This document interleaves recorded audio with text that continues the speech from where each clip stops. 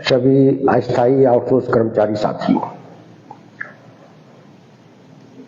सबसे पहले तो उत्तर प्रदेश सरकार को इस बात के लिए बधाई कि आज उसने आउटसोर्स अस्थायी कर्मचारी सेवा निगम का गठन कर कैबिनेट से उसे मंजूरी दिला दी है। निश्चित रूप से उत्तर प्रदेश सरकार और उसके मुख्यमंत्री योगी जी का यह कदम उत्तर प्रदेश के उन लाखों लाख आउटसोर्स अस्थायी कर्मचारियों के भविष्य को सुरक्षित कराने में महत्वपूर्ण भूमिका निभाएगा और उनके इस फैसले से दूसरे राज्यों की सरकारों पर भी नैतिक दबाव बनेगा कि वह भी अपने यहाँ के अस्थायी आउटसोर्स कर्मचारियों के भविष्य को सुरक्षित करे और कोई ऐसा कदम उठाए जिससे उनकी नौकरी सुरक्षित हो सके। 3000, 5000, 7000 में नौकरी कराने की जो परंपरा है, जो असुरक्षित रोजगार है, उससे मुक्ति मिल सके। तो साथियों, ये बहुत कम समय की 1-2 साल की आप लोगों के छोटी छोटी गतिविधियों की ये उपलब्धि है कि सरकारों पर तक ये बात पहुंची है कि उन्होंने सरकारी विभागों का जिस स्तर पर ठीकाकरण किया है, जिस तरीके का अस्थायीकरण किया है नौकरियों में, उससे तृतीय चतुर्थ श्रेणी के कर्मचारी व्यापक स्तर पर नाराज हैं और हर विभाग के कर्मचारी नाराज हैं, बिजली विभाग से लेकर और स्कूलों पंचायतों तक के कर्मचारी। और ये नाराजगी सरकारों तक आंदोलनों के जरिए पहुंची है, सोशल मीडिया के जरिए पहुंची है। उत्तर प्रदेश सरकार पर वहां की विपक्षी पार्टी समाजवादी पार्टी का भी बड़ा दबाव रहा। अखिलेश यादव से लेकर उनके विधायक तक इस मुद्दे को बड़ी गंभीरता के साथ उठाते रहे, विधानसभा के अंदर और विधानसभा के बाहर भी। कुछ दिन पहले ही अखिलेश यादव जी ने ये बात भी कही कि अब हमारी सरकार बनने के बाद हम इस आउटसोर्स कर्मचारियों को, अस्थायी कर्मचारियों को नियमित करेंगे, उनके भविष्य को सुरक्षित करेंगे। तो ये एक नैतिक दबाव था वहां की सरकार पर। योगी जी को ये डर था कि ये कर्मचारी अगर समाजवादी पार्टी की तरफ शिफ्ट हो गए तो उनका जो तीसरी बार सरकार बनाने का सपना है वो शायद पूरा नहीं हो पाएगा। आप मध्य प्रदेश की बात करते हैं। मध्य प्रदेश की सरकार पर दबाव तो है, सरकार को भी लग रहा है कि भाई कर्मचारियों में, खास करके जो अस्थायी आउटसोर्स कर्मचारी ठेका श्रमिक मजदूर है, उसके अंदर नाराजगी है, लेकिन ऐसा कोई प्रभावशाली आंदोलन नहीं खड़ा हो पाया जिससे कि वो इस मुद्दे पर तत्काल कोई फैसला ले।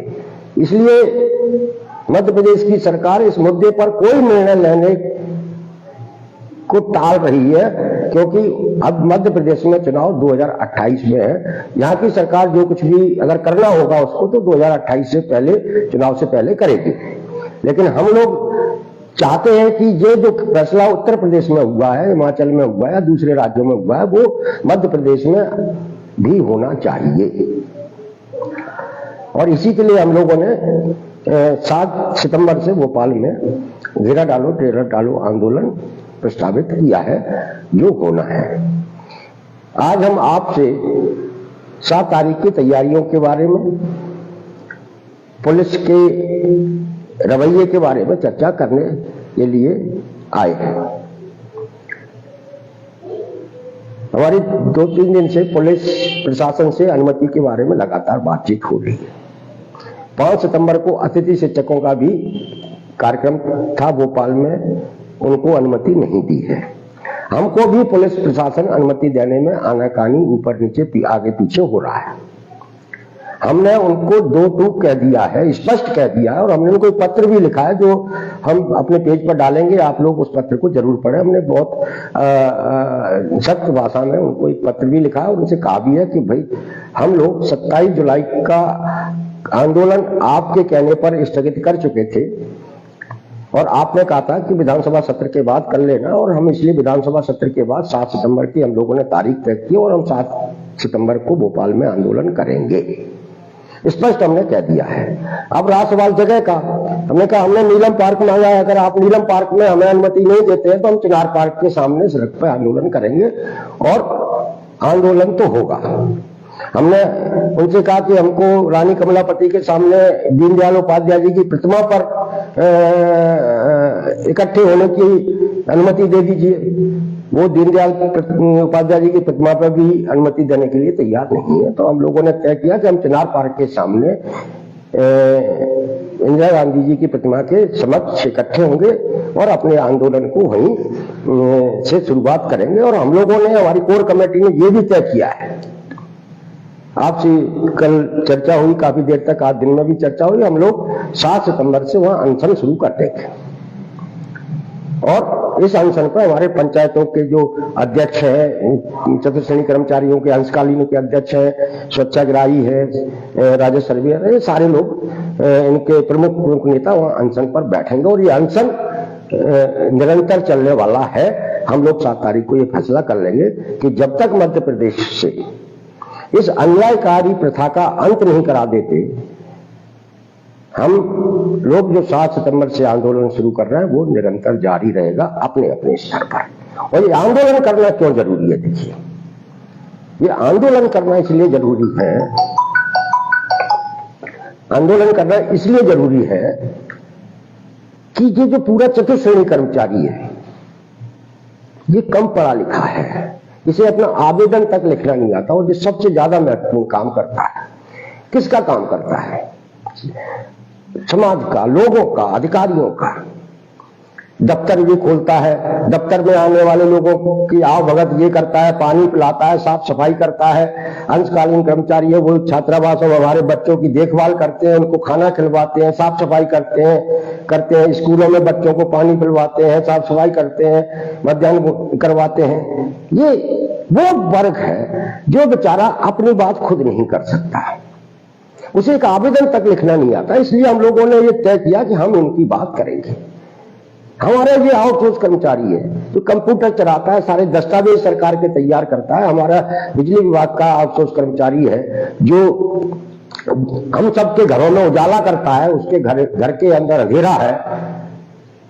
शर्म की बात नहीं है। हमारा जो स्वास्थ्य विभाग का, मेडिकल कॉलेज का जो अस्थायी आउटसोर्स कर्मचारी है, जो हमारे ही मरीजों की, हमारे ही परिवार के, हमारे ही लोगों के, समाज के, गांव के लोगों की, महिलाओं की, आम लोगों जो बीमार होते हैं उनकी देखभाल करता है, वो खुद बीमारी की स्थिति में पहुंच रहा है। तो ऐसे लोगों की यदि हम लोग बात नहीं करेंगे तो यही कर्मचारी हमसे सवाल करेगा कि इस 9 करोड़ की आबादी वाले मध्य प्रदेश में कोई नेता ऐसा नहीं था, कोई व्यक्ति ऐसा नहीं था जो हमारी बात करे। और इसलिए हम लोग इनकी बात कर रहे हैं और हम इनके साथ न्याय कराने तक इस बात को करते रहेंगे। ये बात हमने पुलिस प्रशासन को भी पहुंचा दी है, सरकार तक भी पहुंचा दी है। और हम लोग 7 सितंबर का जो हमारा प्रस्तावित आंदोलन है, वो आंदोलन घेरा डालो डेरा डालो तो है ही, ये अनशन में भी तब्दील होगा, आमरण अनशन तक जाएगा। तो इसलिए साथियों, हम पुलिस के तमाम सारे, प्रशासन की तमाम सारी चर्चाओं के बाद हमने अपना रुख उनको लिखित में पहुंचा दिया है। और कल 3 तारीख से हम भोपाल में पहुंच जाएंगे और भी बातचीत होगी। लेकिन आंदोलन इस बार आर पार का होना है। आर पार का इसलिए भी होना है, प्रभावशाली इसलिए भी होना है क्योंकि ये लाखों लाख युवाओं की, लाखों लाख कर्मचारियों की भविष्य को सुरक्षित कराने वाला आंदोलन है। ये सारे लोग समझ चुके हैं।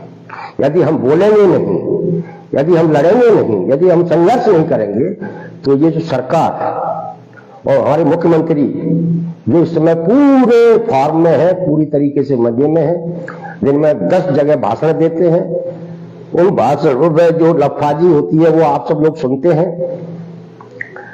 वो कभी भी पीड़ित, वंचित, गरीब, मजलूम की बात नहीं करते।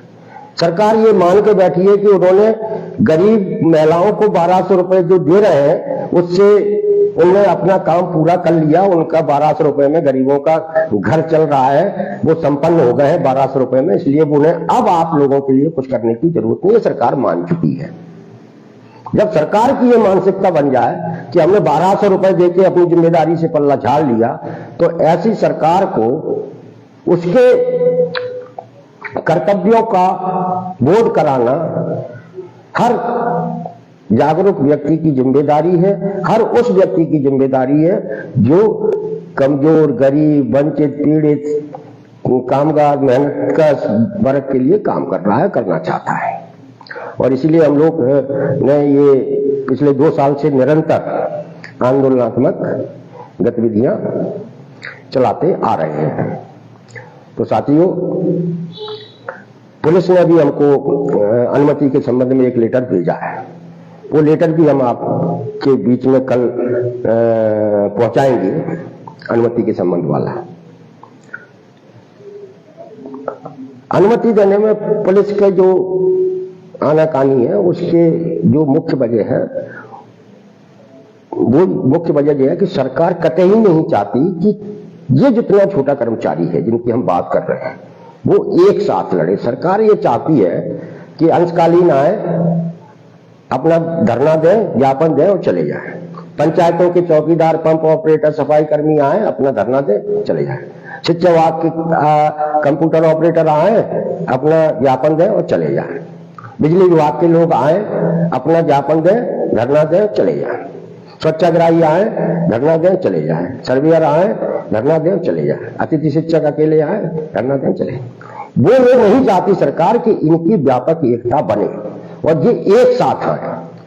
हमारे संगठन ने, हमारी कोर कमेटी ने, हमारे जिला प्रदेश पदाधिकारियों ने बड़ी मेहनत के साथ हर उस पीड़ित कर्मचारी जो एक ही समस्या से पीड़ित है, नौकरी में असुरक्षा और भुखमरी का वेतन, उस सबको हम लोग ये समझाने में सफल हुए हैं कि तुम सब लोगों की जब मांग एक है तो आपको एक साथ आना चाहिए। और हम लोगों की जो एकता बनी है, इसी एकता से सरकार अधिकारी डर रहे हैं। उन्हें लग रहा है कि अगर ये एक हो गए तो निश्चित रूप से उन्होंने जो खेल साजिश रची थी, उन्होंने जो शोषण का खेल शुरू किया था, वो पूरा का पूरा खेल बिगड़ जाएगा। क्योंकि जितने लोगों के साथ वो अन्याय कर रहे हैं उनकी संख्या 10-12 लाख है और ये संख्या कम नहीं होती। इतना बड़ा मैन पावर, इतना बड़ा संपर्क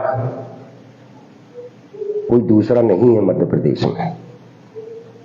और इसलिए पुलिस हमको बार बार अनुमति देने में मुश्किलें पैदा करती है, अनुमति नहीं देती है। और आपने देखा होगा पिछले कार्यक्रमों में, जब हमने नीलम पार्क में कार्यक्रम किया था, चारों तरफ से हमारे कार्यक्रम स्थल को पुलिस, सैकड़ों संख्या में पुलिस को तैनात करके बड़ी बड़ी गाड़ियां लगाकर डराने की कोशिश की गई।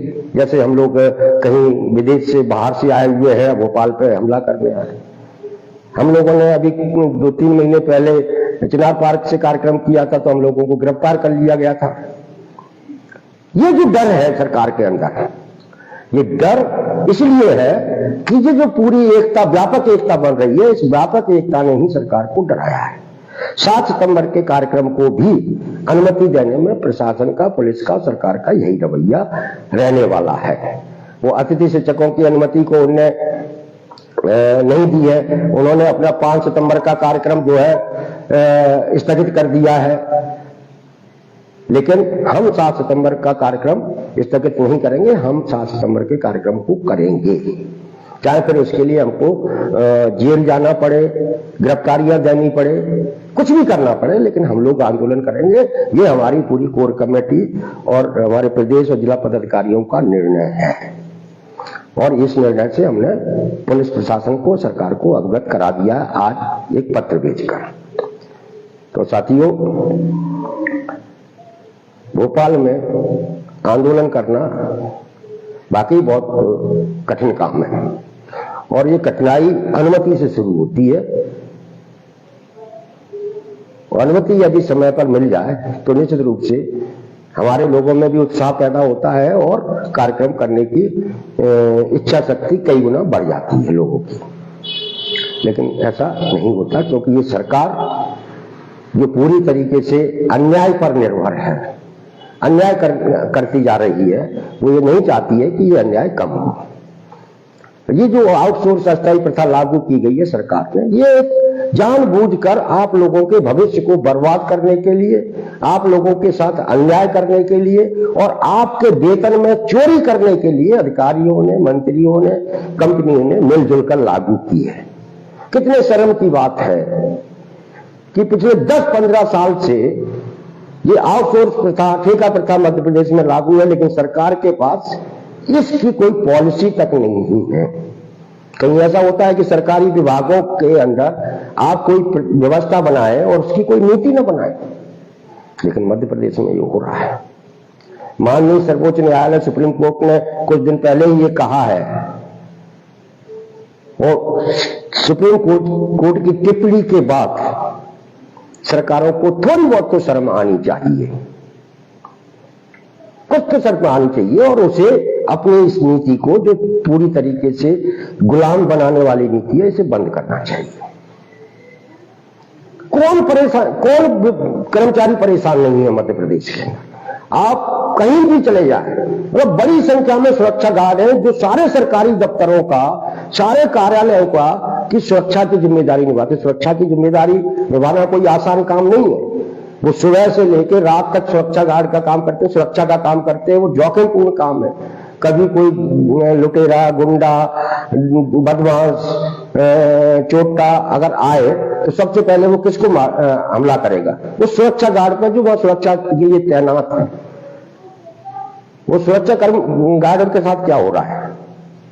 उसे वह न्यूनतम वेतन भी नहीं मिलता जो सरकार ने तय किया है, और 6-6 महीने, 8-8 महीने तक नहीं मिलता। और ये बात सरकार को पता है, विभागों के अधिकारियों को पता है, लेकिन कोई इनके लिए नहीं बोलता है। हमारे पास स्वास्थ्य विभाग के सपोर्ट स्टाफ के फोन आते हैं, दूसरे आउटसोर्स अस्थायी कर्मचारियों के फोन आते हैं। कई जिलों में स्थिति ये है कि 10-10, 11-11 महीने से तनख्वाह नहीं मिली। स्कूल और छात्रावास के जो हमारे अस्थायी अंशकालीन कर्मचारी है, उनके साथ भी विचारों के साथ ये हो रहा है। जब से क्रम में बोल नहीं सकते, प्रिंसिपल से, छात्रावास से दी सकते, 2-2, 3-3 साल तक उनको वेतन नहीं दे रहे। कितनी शर्म की बात है। पंचायतों में पंचायती राज व्यवस्था के तहत आपने सारे अधिकारी रख लिए, पंचायत भवन खोलते हैं, गांव-गांव में पानी पहुंचाने का काम कर रहे हैं। एक पंचायत में 6-6 गांव होते हैं, बेचारा पंप ऑपरेटर इस गांव से उस गांव, इस मोहल्ले से उस मोहल्ले दौड़ता रहता है। उसको क्या मिलता है? 3,000, 3,500 रुपए भी नहीं मिलते हैं समय पर। 6-6, 8-8 महीने, बताइए कितना बड़ा अन्याय है। अब इन लोगों के लिए हमारा जो संगठन, हमारे जो कोर कमेटी काम कर रही है, ये काम किसी पुण्य का, ये बहुत बड़े पुण्य का काम है जो हमारे लोग कर रहे हैं। और यही पुण्य का काम करने से रोकने का काम भोपाल में बैठी हुकूमत करना चाह रही है, पुलिस के जरिए करवाना चाह रही है। लेकिन हम लोग भी तय कर चुके हैं कि सरकार चाहे जितनी हठधर्मिता अपना ले, हम लोग इस अन्यायकारी प्रथा का अंत कराएंगे किसी भी कीमत पर।